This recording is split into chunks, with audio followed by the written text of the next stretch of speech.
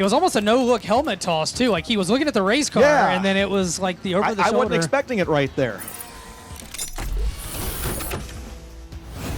Hey race fans, this is Chet Christner with your Comp Cam's top 5 moments on FloRacing from this past week.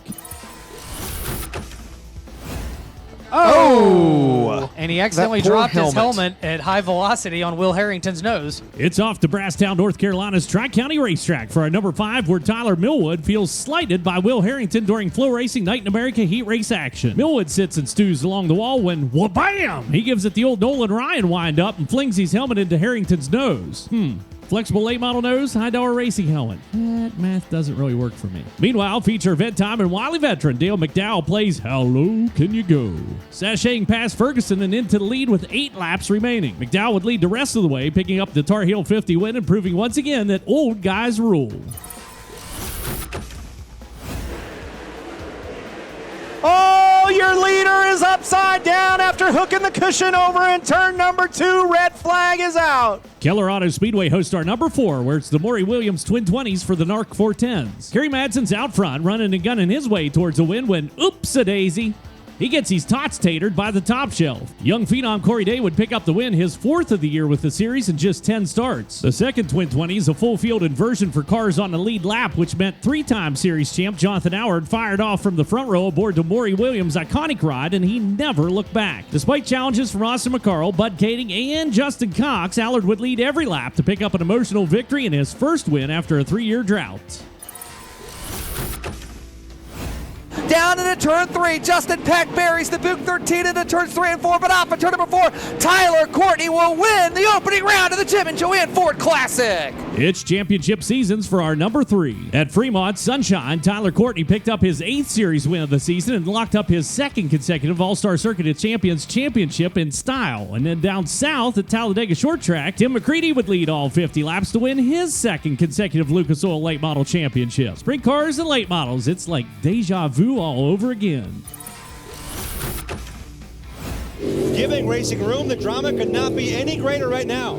Jesse Love goes into turn 1, they touch, there goes Sammy Smith. Number 2 happens at Toledo Speedway with the ARCA Menard Series, where Jesse Love and Grant Enfinger are up front side by side for the lead, with Sammy Smith shadowing him out of 3. Into 1, and Sammy gives Jesse an application of persuasion and bolts to the inside and into the lead. Sammy would go on to win the race and capture the owner's championship for Kyle Busch Motorsports, but after the checkers flew, Jesse showed his displeasure with Smith. Smith was having none of it and smoked the skins right in Jesse's face. Once the smoke settled, Love climbed out to confront Smith, but security stepped in to loft Love before mistakes were made.